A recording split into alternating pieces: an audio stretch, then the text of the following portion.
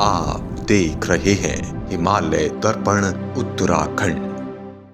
नमस्कार, मैं हूं जयवीर पुंडीर और आप देख रहे हैं हिमालय दर्पण उत्तराखंड। आज की बड़ी चर्चा में आप सभी का बहुत बहुत स्वागत है और आज की चर्चा में हमारे साथ हैं पीसी थपलियाल जी। आपका बहुत बहुत स्वागत है। और पीसी थपलियाल जी राज्य आंदोलनकारी हैं, उत्तराखंड क्रांति दल के केंद्रीय प्रवक्ता हैं और सैनिक क्या मैं सैनिक संगठन के महासचिव भी हैं। और आज की बड़ी चर्चा में सर आपका बहुत बहुत स्वागत है और जितने दर्शक हमें देख रहे हैं उन सभी का भी बहुत बहुत स्वागत करता हूं आज की चर्चा में जुड़ने के लिए। कृपया करके वीडियो को ज़्यादा से ज़्यादा शेयर करें। और आज हम विशेष बात करने जा रहे हैं पीसी थपलियाल जी से, क्योंकि पूर्व सैनिक भी रह चुके हैं। उत्तराखंड के जो आंदोलन में बढ़ चढ़ कर आपकी भागीदारी रही है सर, तो आपका एक बार फिर से हम हिमालय दर्पण उत्तराखंड पर स्वागत करते हैं, अभिनंदन करते हैं। और चूंकि लगातार आप फेसबुक पर या जो सोशल मीडिया पर एक्टिव रहते हैं और तरह तरह की कई सारी चीज़ें हैं आपकी, कुछ लोग आपसे सहमत भी हो जाते हैं, कुछ लोग असहमत भी रहते हैं, ऐसा हमने देखा है।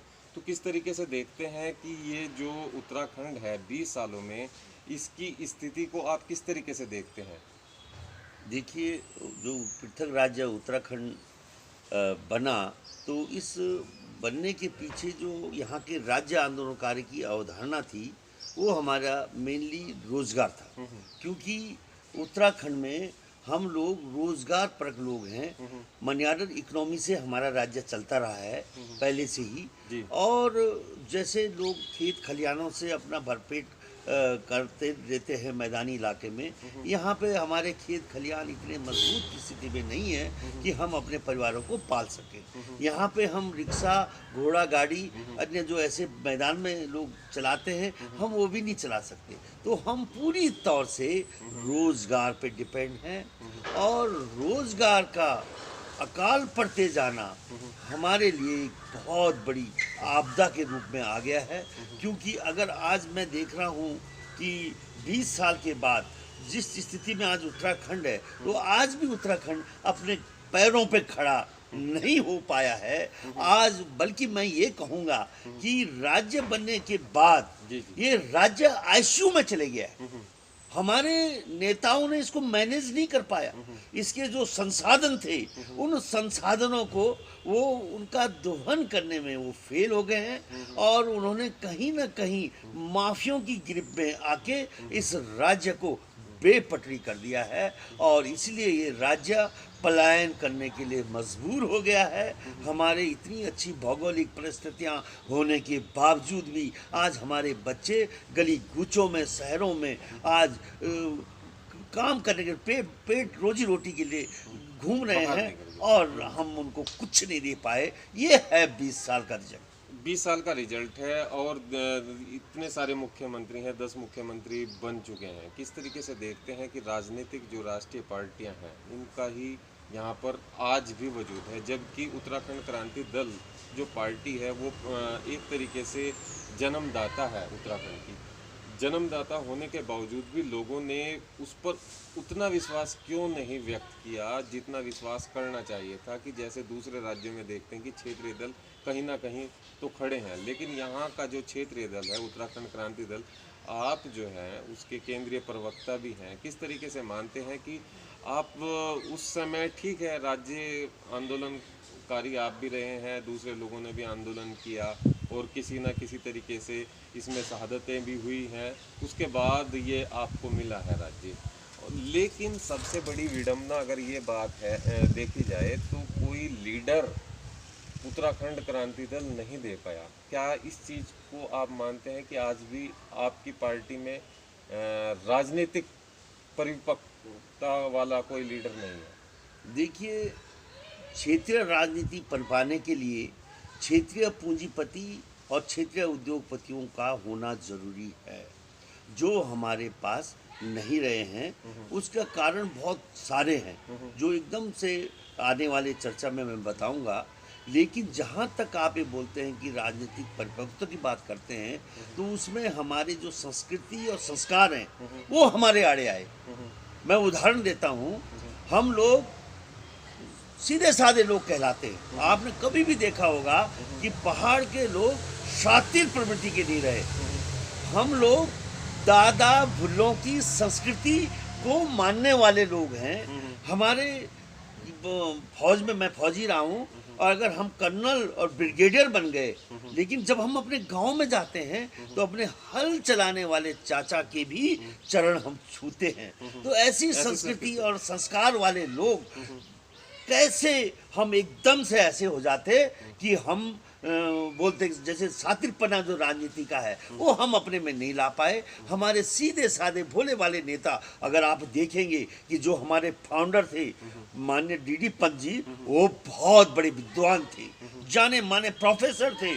और उसके बाद जो हमारे नेता बने इंद्रमणि बडूनी जी, वो ऐसे संस्कृति और संस्कार वाला व्यक्तित्व था कि जो माधव सिंह भंडारी के गीत गा गा के गांव में इतना लोकप्रिय हो गया कि लोगों की दिल की धड़कन मतलब छा गए वो लोगों में।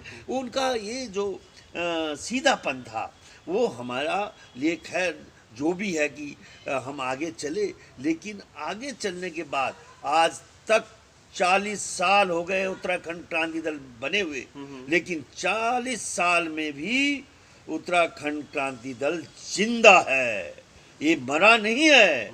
आज भी लोगों के दिलो दिमाग में उत्तराखंड क्रांति दल है, भले उसको वोट न मिलती हो। उसके कई रीजन्स हैं, क्योंकि आप खुद देख रहे हैं पंडित साहब कि वोट तो धन बलियों के हाथ में जा चुका है।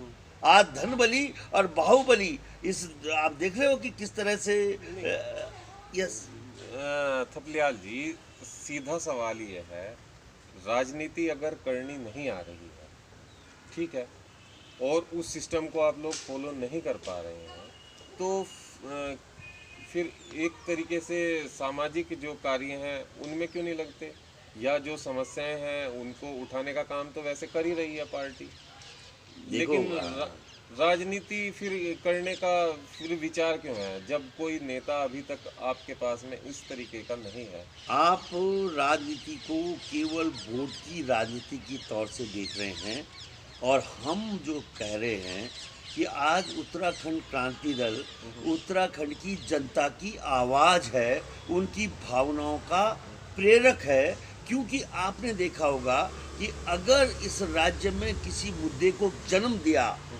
पृथक राज्य उत्तराखंड के एक भावना को जन्म देने वाला कौन था? उत्तराखंड क्रांति दल। और जनता ने उस भावना को सम्मान करते हुए उस मुद्दे को अपने हाथों में लिया, और महिलाओं ने, पुरुष सैनिकों ने, युवाओं ने मिलकर लड़ाई लड़ी, और लड़ाई लड़ने के बाद राज्य नहीं, वो विजय श्री आपको मिली है। मैं ये कह रहा हूँ कि विजय श्री मिली है, उस समय वो नेता आज आपके पास में नहीं भी है, लेकिन उत्तराखंड क्रांति दल में कहीं ना कहीं लीडरशिप की कमी है। इसको शायद आप भले ही वैसे ना बोल सकते हो, लेकिन ये चीज़ तो आप भी महसूस करते होंगे, ये आप ऑफ द रिकॉर्ड तो ये महसूस करते ही होंगे कि हमारे पास में लीडर नहीं है। हाँ, मतलब लीडर मैं जहाँ हमने थोड़ी भी गलती जो महसूस कर रहा हूँ मैं, कि हमने तमाम जो लोग हमारे वरिष्ठ लोग थे उन सबको अपना सुप्रीम लीडर मानकर चल रहे हैं, जबकि जो सिस्टम आ चुका है राजनीति का, उसमें सिंगल मैन लीडरशिप आई है, और सिंगल मैन लीडरशिप सफल होती हुई दिख भी रही है, चाहे दिल्ली में हो, चाहे यूपी में हो, और जहाँ कहीं भी क्षेत्रीय दल है वो सिंगल लीडरशिप में संचालित हो रहे हैं। लेकिन हमारी जो लीडरशिप है वो कंबाइंड लीडरशिप है, जिसमें एक फेरस्त है नेताओं की, और शायद यही हमारे लिए जो वरदान बनना था वो अभिशाप बन के आ रहा है। क्योंकि लोग ये कह रहे हैं कि भाई अगर तुम्हारे को हम सत्ता देते हैं तो हमें तुम्हारे लीडर की विजन चाहिए, और विजन वो, क्योंकि लोग आदतन सिंगल आप ये देख रहे हो कि आज पूरा देश भी सिंगल लीडरशिप की ओर चले गया है। सिंगल लीडर मोदी जी जो जिद्द कर रहे हैं, आज उनका मंत्रालय में कोई मंत्री नहीं दिख रहा है। इसी तरह से दिल्ली में केजरीवाल सिंगल लीडरशिप में चले गया है, वहाँ भी आप नहीं देख रहे हो। इस तरीके से आप लोग क्यों नहीं दे पा रहे हैं, ये सबसे बड़ी समस्या है, और जनता भी यही चाहती है कि आपके पास में लीडर नहीं है जिसके पीछे आप लोग खुद चलें, आपकी पूरी पार्टी के लोग चलें। वहाँ पर लीडरशिप की कमी दिखाई दे रही है। और कोई ऐसा नेता जिसको सर्वमान्य और जनप्रिय भी हो, सर्वमान्य आप लोगों के लिए हो, कहीं ना कहीं जो भी एक नेता हैं उनके पीछे विवाद घिरा रहता है, आप लोग ही नहीं उनको नेता मानते? बिल्कुल, मैं बहुत बारीक, बहुत इम्पोर्टेंट पॉइंट पे आपने नब्ज़ पकड़ी है, क्योंकि मैं फौजी होने के नाते मैं जानता हूँ कि हमारे जनरल बहुत बड़ी लड़ाइयाँ जीत जाते हैं, लेकिन कभी भी वो जब वो सत्ता में कुर्सी में बैठते हैं तो वो जनरल को ये लोग बोलते हैं कि राजनीति के लिए अनफिट है। इसी तरह से उत्तराखंड क्रांति दल एक ऐसे आंदोलनकारियों का संगठन रहा है जो एक ऐसे संघर्ष के माध्यम से अपनी राजनीति को त्रासता रहा है। आपने देखा होगा कि आज जो हमारे अध्यक्ष हैं माननीय दिवाकर भट्ट, एक समय में फील्ड मार्शल कहलाते थे और उन्होंने खैर पर्वत जैसा आंदोलन और श्रीयंत्र जैसे आंदोलन उस समय किए, जिसने कि उत्तराखंड आंदोलन को बहुत बड़ी ताकत दी।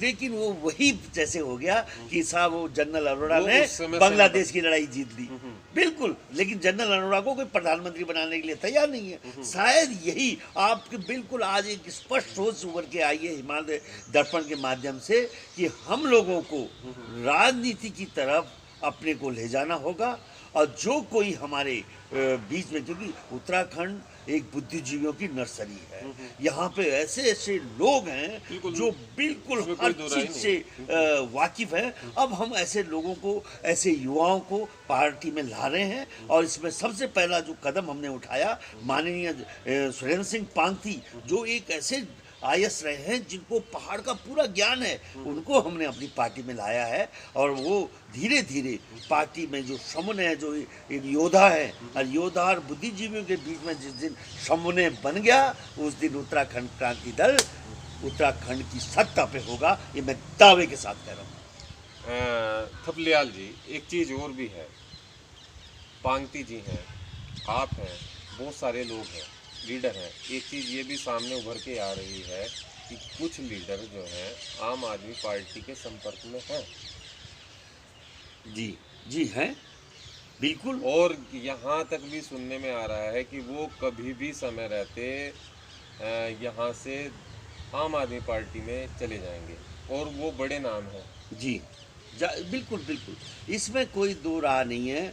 वहाँ पे जब से, क्योंकि जब ये आम आदमी पार्टी का निर्माण 2012 में हुआ था और उन्होंने दिल्ली में जब सत्ता हासिल की थी, तो उस समय हमने खुद रक्षा मोर्चा मैंने बनाया था, और हमने सोचा कि भाई बहुत ये जो, क्योंकि दिल्ली हमारे बहुत नज़दीक है और दिल्ली की राजनीति उत्तराखंड को सीधा सीधा असर करती है, क्योंकि तब हमने सोचा कि रक्षा मोर्चा को हम आम आदमी में विलय कर देंगे और आम आदमी की राजनीति को हम यहाँ पे लाएंगे तो अच्छा होगा, क्योंकि दिल्ली और उत्तराखंड अगर मिलके चलते हैं तो एक बहुत बड़ा आपसी समन्वय से हम विकास का रास्ता प्रशस्त कर सकते हैं। और इसमें सबसे बड़े मैं उदाहरण देता हूँ आपको कि अगर मेरा उत्तराखंड देवकी मैया है तो हमारी यशोदा मैया दिल्ली है।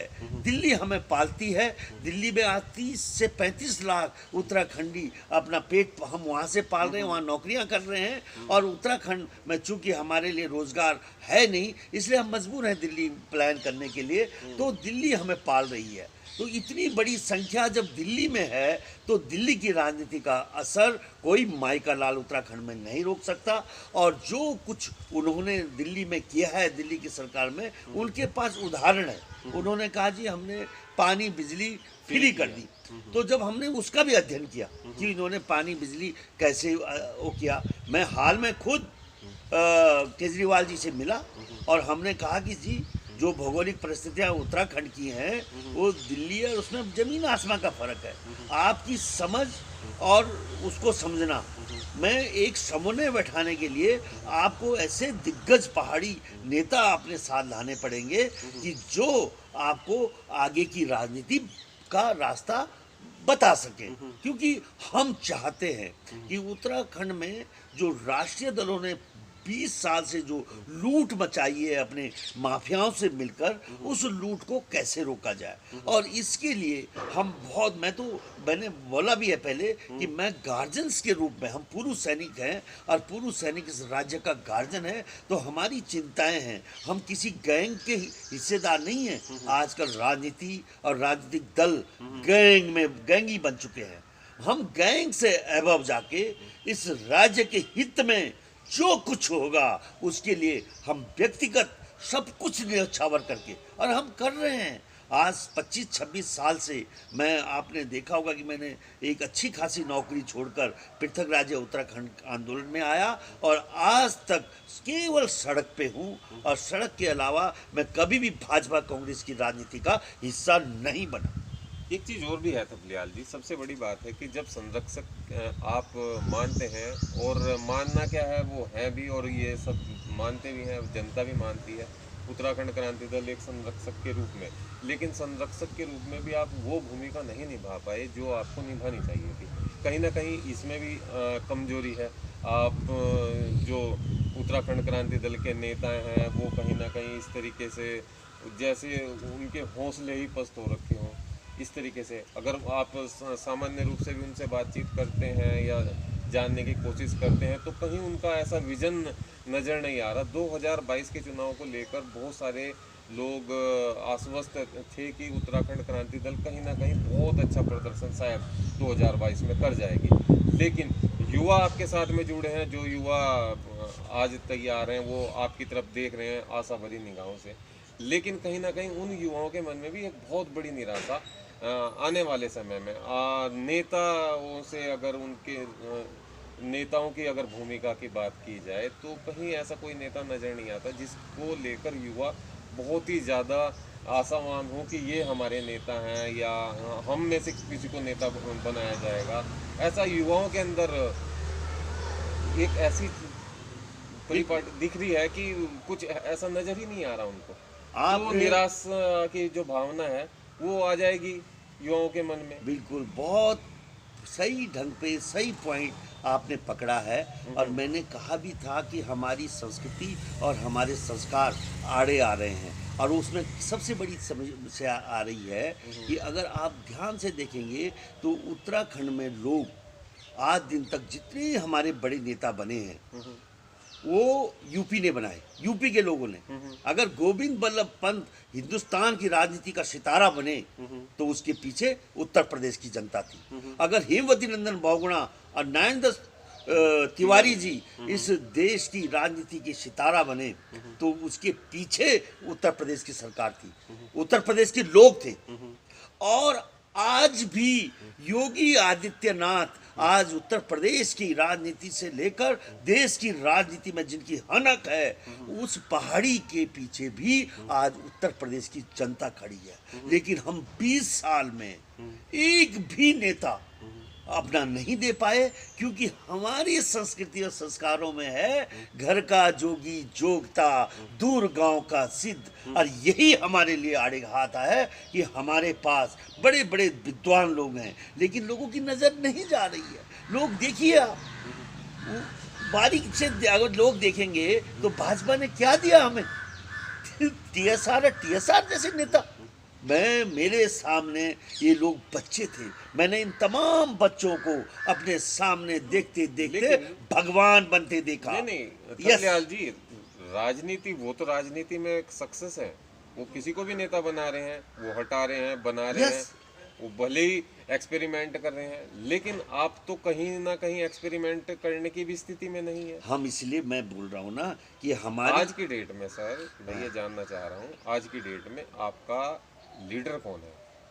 हमारे आने वाले समय में आपका लीडर कौन होगा? किसके नेतृत्व में चुनाव होगा? 2022 में आप तैयारी कर रहे हैं जाने की, कहीं ये तैयारी कहाँ दिखाई दे रही है आपको? पूरे उत्तराखंड में ये तैयारी कितनी है, कितनी नहीं है?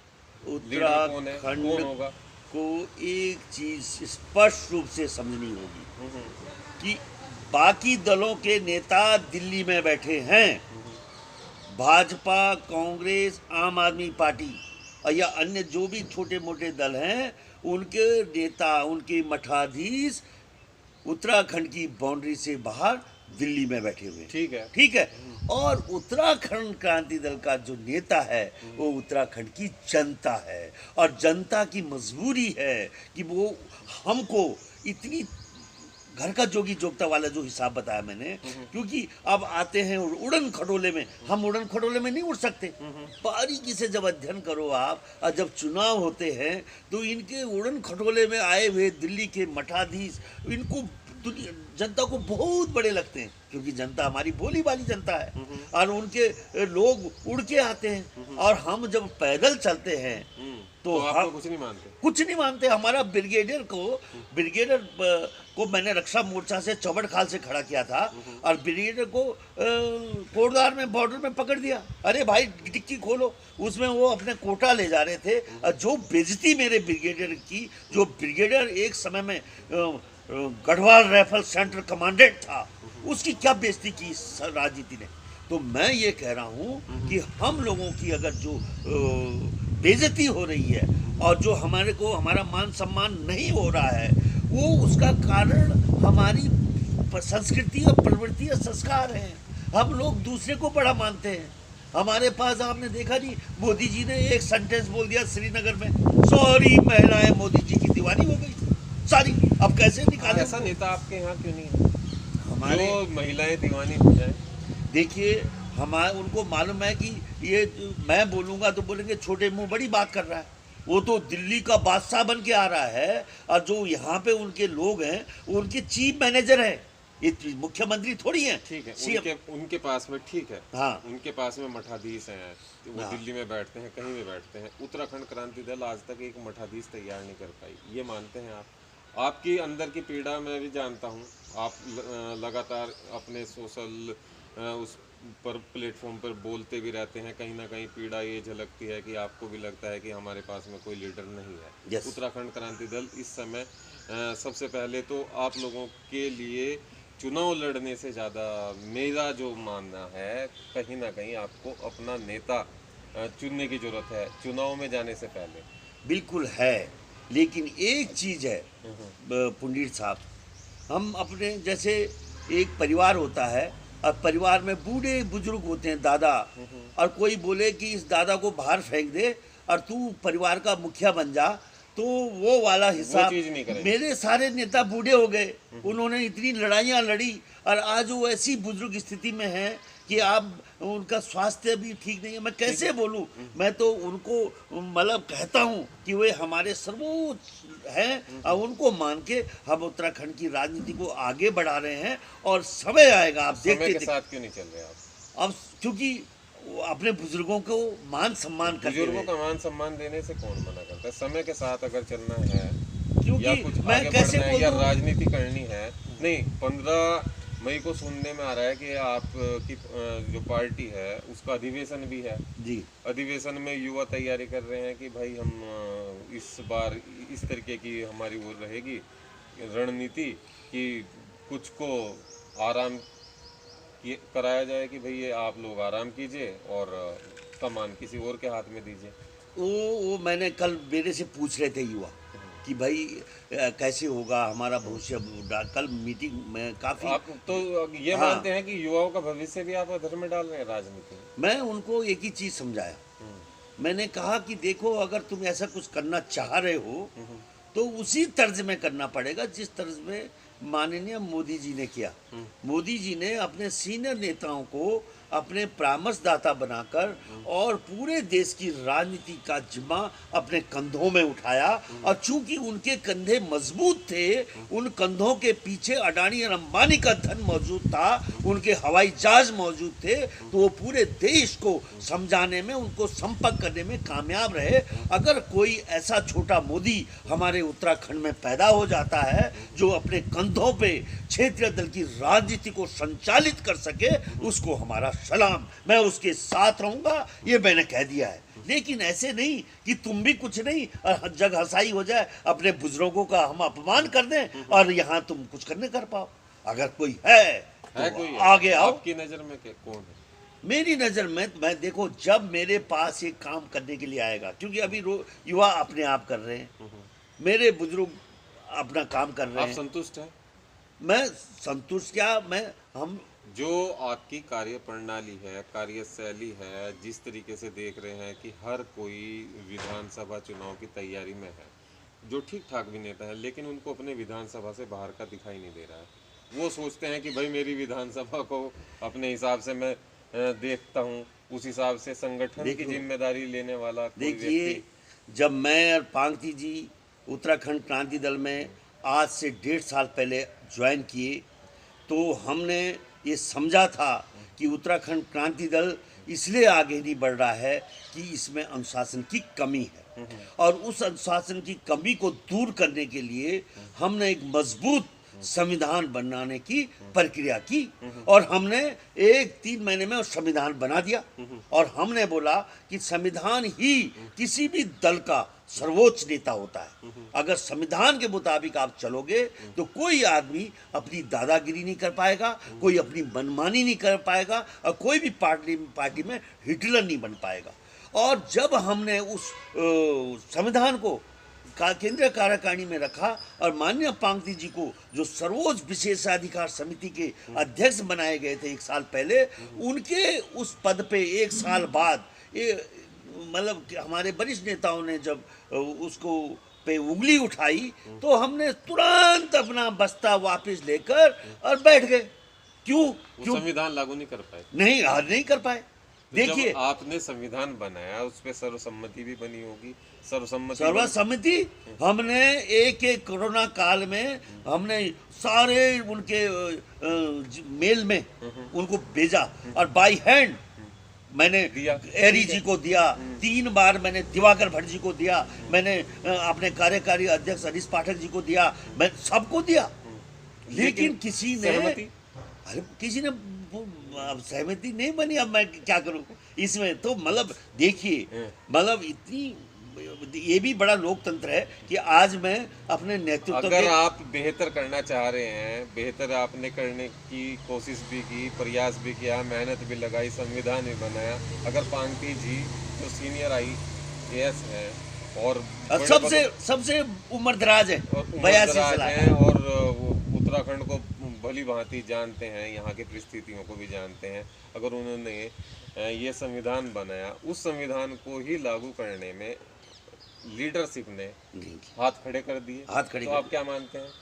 अब ये मानते हैं कि तो इस पार्टी से कितनी उम्मीदें कर सकते हैं? युवा अगर कोई अच्छी चीजें लेकर आना चाहते हैं, जो युवा वर्ग है आज वो चाहता है कि बेहतर हो उत्तराखंड क्रांति दल, उसकी भावना है, जनता की भी भावना है, लेकिन जनता कहीं ना कहीं ये देख लेती है कि यार इनका तो ऐसा ही है कि इनके पास तो लीडर ही नहीं है।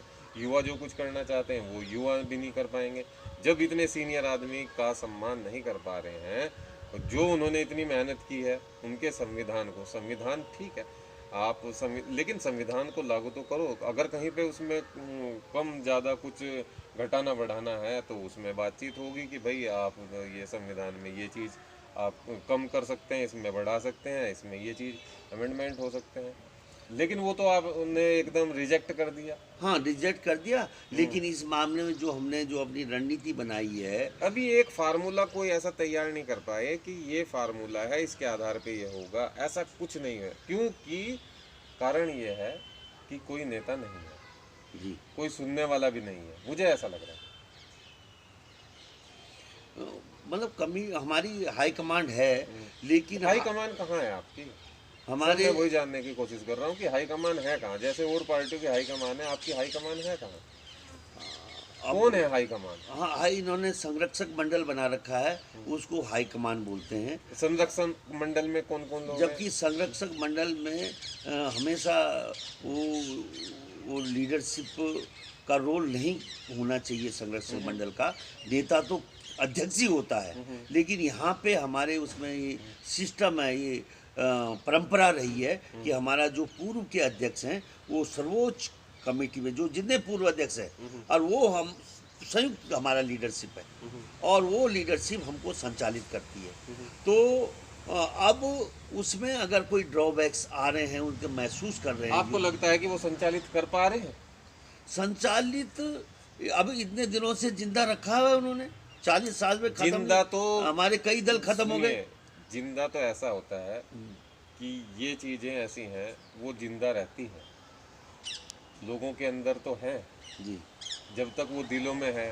जी आने वाले समय में ये कब तक जिंदा रहेगा? अभी तो पुराने लोग हैं, 20 साल ही तो हुए हैं, जी 40 साल बाद कितना जिंदा रह पाएगा?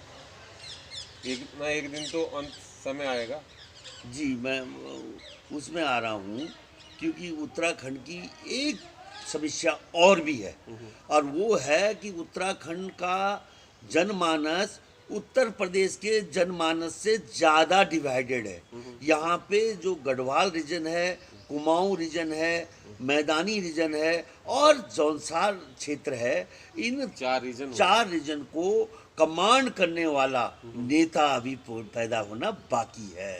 जिस दिन जिस दिन नेता पैदा होगा, जिस दिन उस दिन उस दिन उस दिन आप- उत्तराखंड का यस मैं देख रहा हूँ कौन व्यक्ति है। तब आप राजनीति बदलने की बात कर सकते हैं और यहाँ पर जो सुधार की बात करते हैं, तब तक कहने का मेरे हिसाब से यस कोई अधिकार भी नहीं है जी। कि आप गलत कर रहे हैं। अगर गलत दिख रहा है तो आप उसका विरोध करिए। विरोध करने की स्थिति में भी आप आज की डेट में नहीं है मेरे हिसाब से। बिल्कुल नहीं, बिल्कुल सही बोला आपने। और हम विरोध वही कर सकता है जिसने कुछ करके दिखा रखा हो जी। या उसके पीछे कोई हो। जी अभी तो कोई नजर नहीं आ रहा। आप ये देखिए कि आम आदमी पार्टी की टोपियां धारचूला के रिमोट गांव तक पहुंच गई हैं। ये हमारे लिए चिंता का विषय है। और मतलब हमारा 40 साल पुरानी पार्टी आज किसी पहाड़ के एक बाजार में तक अब मौजूद नहीं है, बाजार में, और उनकी गांव में टोपियां पहुंच गई हैं। तो मैं ये देख रहा किसका हूँ, failure मानते अगर मैं राजनीति से हटकर देख रहा हूँ तो 2022 में आम आदमी पार्टी एक तीसरे नंबर की पार्टी बनने वाली है उत्तराखंड में। अगर उत्तराखंड क्रांति दल हम अगर ऐसे ही चलते रहे तो हमारा एक और दिल्ली शासित पार्टी हमारे ऊपर होगी। तो ये तो मान ले ये मानता हूँ मैं। कि 2 पार्टियां पहले से थी, तीसरी पार्टी और पार्टी आ जाएगी, जिसने- आप फिर भी वहीं के वहीं रहेंगे। अब समय के ऊपर है, क्योंकि राजनीति में नहीं, समय के ऊपर लीडर की तो जरूरत है ना। हाँ, लीडर अगर पैदा हो गया तो हो सकता है लीडर कैसे पैदा होगा? इसी 6 महीने में ऐसा डोंडिया नरसिंह भैरव पैदा हो जाए जो उत्तराखंड की धरती को फिर से अपनी तेज तेवरों से हिला दे। ऐसा हो सकता है, ऐसा हो हो सकता सकता है। है। आपकी नजर में? क्योंकि कोई भी आप ये देखिए कि इस समय लोगों के अंदर एक दर्द है, मतलब ऐसा दर्द चल रहा है कि अरे यार क्या हो गया, मर गए रे हम साले, अरे हमारे ऊपर इन्होंने ही आना है। ये जो चिंताएं हैं, ये चिंता कहीं ना कहीं कोई ऐसा नेता पैदा कर देगी जो नेता उत्तराखंड की धरती पर एक अपनी हनक के साथ इस राज्य की राजनीति को आगे बढ़ाने में सफल होगा। ये मेरा विश्वास है। ये आपका विश्वास है। खैर आने वाले समय के बारे में अभी खैर बहुत जल्दबाजी होगी। नेता तो पैदा होते ही रहते हैं और चूंकि जो राज्य है उत्तराखंड राज्य है जिसमें कि बहुत सारे संसाधन हैं युवाओं के लिए भी, लेकिन हम उनका दोहन नहीं कर पा रहे, हम सही तरीके से हम दिशा नहीं दे पा रहे हैं। बिल्कुल, चाहे वो राजनीतिक दल हो या किसी भी तरीके से सरकार भी कहीं ना कहीं इन सब चीज़ों में एक तरीके से फेल ही नजर आई है। जितनी भी कोशिश की है एक ज़माने में, शुरुआत में जब नारायण दत्त तिवारी थे तो उन्होंने युवाओं को रोजगार के लिए इस तरीके से जोड़ने की कोशिश की, 70-30 का रेशो भी बनाया, इंडस्ट्री भी आई, वो समय था। लेकिन आज फिर स्थिति ऐसी आ गई कि युवा फिर भी चौराहे पे अंधकार में नजर आ रहे हैं। बिल्कुल, रोजगार के लिए वो फिर भी सोच रहे हैं कि यार हम क्या करें, नौकरियां नहीं है, सरकारी नौकरियां नहीं है, वैसे भी रोजगार नहीं मिल पा रहा है और आप उनको स्वरोजगार से भी नहीं जोड़ पा रहे हैं। जो स्वरोजगार पहाड़ों में किया जा सकता है उसकी तरफ भी आप लोग नहीं उनको बढ़ा पा रहे हैं। बिल्कुल, तो ये तो बहुत बड़ी समस्या बिल्कुल है। स्वरोजगार भी में बाधा हमारे जंगली जानवर आ रहे हैं।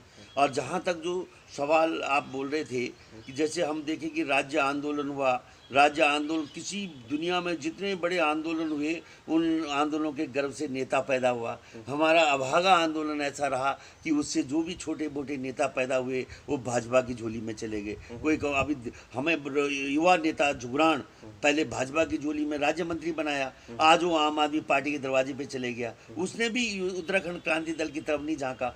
हमारी सुशीला बलूनी तेज तरार नेत्री नेत्री वो हमारे फोल्ड में थी, उत्तराखंड क्रांति दल में थी, उसको वो भी त्याग करके भाजपा में गई और आज भी वो अब अपने आखिरी उसमें है जिंदगी के ऊपर। लेकिन रोजगार जो आपने बोला कि ना तो हम स्वरोजगार दिए, लेकिन हमारा जो नौकरी पेशा था और उसमें जो मुख्य हमारी सेना थी, और सेना में मतलब हमारा जो परसेंटेज था, अरे इस सरकार ने उसको कम कर दिया है, अभी लोगों को नहीं मालूम। ये सरकार ने 2 साल में फौज की नफरी को घटाने की योजना बनाई है और हरिद्वार में नागा बाबाओं की नफरी बढ़ाने का इंतजाम कर दिया है। 1 लाख युवा नागा बाबा बनेंगे, आपने देखा होगा, न्यूज़ पढ़ी होगी। और वहाँ पे किन्नरों का भी महामंडलेश्वर बन गया और किन्नरों का भी अखाड़ा बन गया।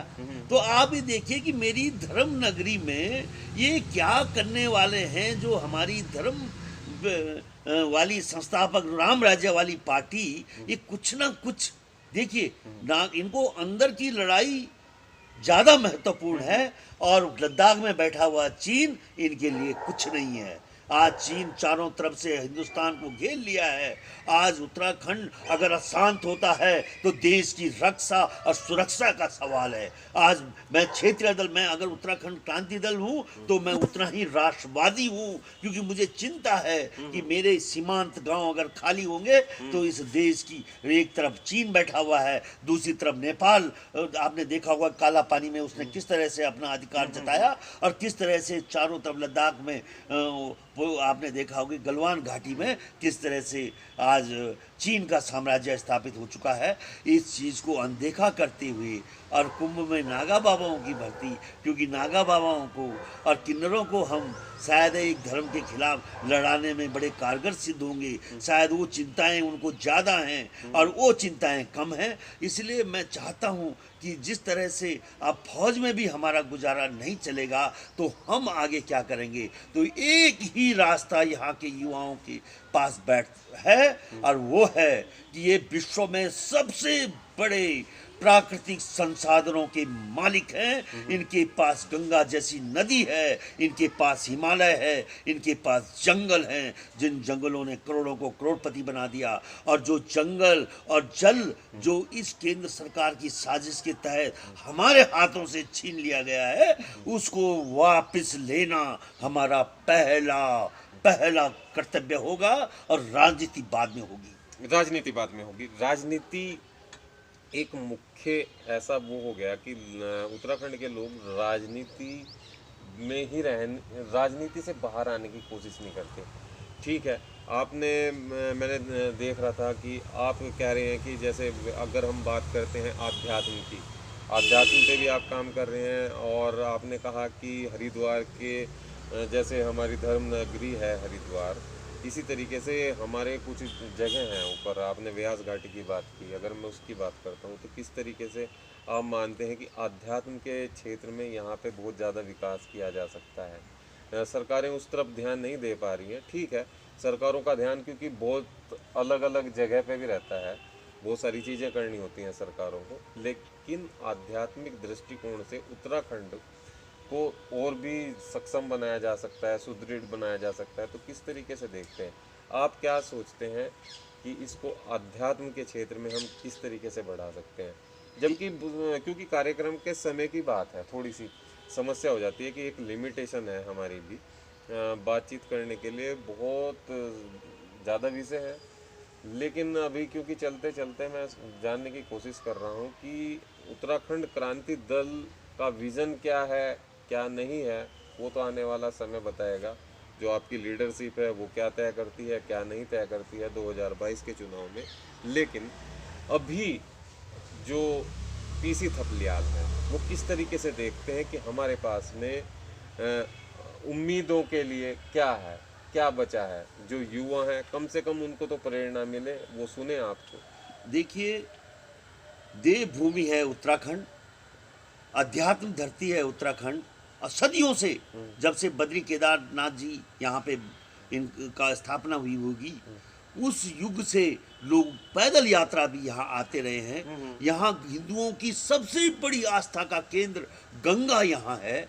और ये जो धार्मिक है और उस धर्म राज्य की, धार्मिक राज्य की क्षेत्रीय दल का नाम उत्तराखंड क्रांति दल है, तो सबसे पहला मेरा उद्देश्य होगा कि नकली हिंदुत्व वर्सेस असली हिंदुत्व। नकली हिंदुत्व ने घृणा की राजनीति फैलाकर वोट को बटोरा है। हम अपने लोगों को विश्व की आध्यात्मिक राजधानी उत्तराखंड बनाने के लिए हम संकल्पबद्ध हैं। हम मानते हैं कि अगर आज दिन तक कालांतर से अगर 4 धामों की यात्राएं यहाँ पे होती रही हैं, जैसे बद्री, केदार और गंगोत्री, यमुनोत्री, इसके अलावा अगर हम बाहर आते हैं तो हमारे पास पंच प्रयाग हैं, पंच बद्री हैं, पंच केदार हैं और हमारे धार धार में खड़ी हुई हमारी शक्तिपीठ हैं, कुंजापुरी, हमारी सुरकंडा है, हमारी चंद्रवनी है, हमारी चंडी देवी है, मनसा देवी है, ज्वाल्पा है, नंदा है, धारी की देवी है, कविल्टा की काली है। और लोगों ने, आपने कश्मीर में देखा होगा, खाली वैष्णो देवी के माध्यम से उन्होंने अकूत संपदा अपने युवाओं के लिए अपने राज्य को संपन्न बना दिया है। और हमारे पास ये सब होते हुए भी हमारे बच्चे मजबूर हो रहे हैं पलायन के लिए। तो हम धर्म को आधार बनाकर, मैंने देखा है कि हरिद्वार यहाँ की धर्म नगरी थी, लेकिन आज वो ऐसे लोगों के हाथ में धर्म माफिया, धार्मिक अध्यात्म माफियाओं के चंगुल में फंस गई है। वहाँ पे ऐसे लोग रह रहे हैं जो धर्म कहलाने, आपने ये तक सोल्व नहीं कर पाए। असली गंगा नकली गंगा की जब डिबेट यहाँ पे छिड़ी तो राजनेताओं को और देखते हुए कहीं हमारे शंकराचार्य नजर नहीं आए, कहीं हमारे धर्म गुरु नजर नहीं आए। ये बड़ी दुखद बात है। इसलिए मैंने उत्तराखंड में ब्यास घाट को अध्यात्म का केंद्र बनाने का संकल्प लिया है। एक नया हरिद्वार नगरी, एक धार्मिक नगरी मैं वहाँ पे निर्माण कराऊंगा।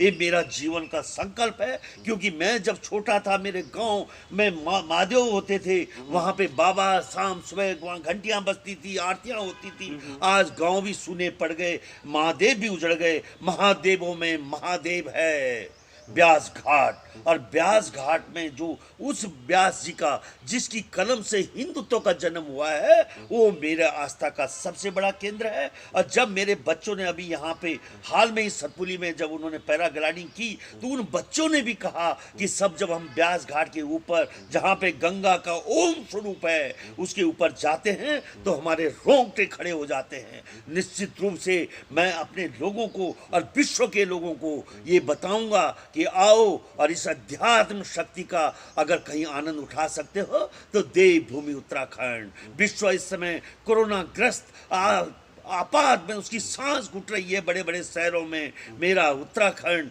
ऐसा दुनिया का निर्माण करेगा, ऐसे जगह का निर्माण करेगा कि सुकून के लिए पूरा देश और विश्व मेरे उत्तराखंड में आएगा। और मेरे युवाओं को रोजगार मिलेगा इस पर्यटन के माध्यम से, धार्मिक पर्यटन के माध्यम से। हमारे पास एडवेंचर्स के लिए ओली है। ओली में मैंने विंटर गेम कराए थे, आपको मालूम है। और इन सरकारों ने आज ओली को भी खत्म कर दिया।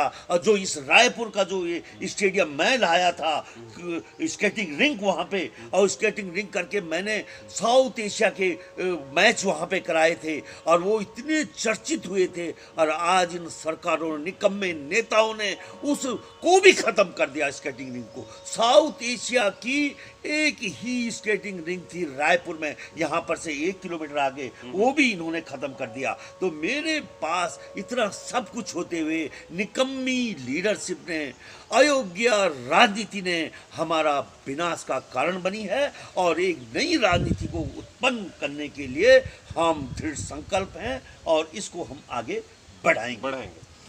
पीसी थपलियाल जी, क्योंकि आप इतनी बातें बता रहे हैं और जो युवाओं के लिए बहुत ही प्रेरणा बने, मेरा मानना ये है कि जो लोग भी कार्यक्रम को देख रहे हैं या देखेंगे, तो उनके लिए जाहिर सी बात है कि आपने एक नई चीज़ें बताई हैं कि उत्तराखंड में हम कितने संपन्न हो सकते हैं। जो हमारा अध्यात्म है या पर्यटन है या धार्मिक पर्यटन है, उसको बढ़ावा मिलेगा। समस्या क्या है कि उत्तराखंड में जो लीडरशिप है वो राष्ट्रीय पार्टियों के कब्जे में है इस समय, और जो लीडरशिप होनी है क्षेत्रीय, जिसकी सोच रहे, ऐसे लोगों की आज आप कमी महसूस कर रहे हैं। खासकर उत्तराखंड क्रांति दल में जिस जन भावना जिसके साथ में है। तो आज की चर्चा में जुड़ने के लिए पीसी थपलियाल जी, मैं आपका धन्यवाद करता हूं हमारे साथ जुड़ने के लिए, और जितने दर्शक हमें देख रहे हैं उन सभी का भी मैं धन्यवाद करता हूं। कृपया करके वीडियो को शेयर ज़रूर करें। आज के लिए बस इतना ही, मुझे दीजिए इजाज़त और देखते रहिए हिमालय दर्पण उत्तराखंड। नमस्कार।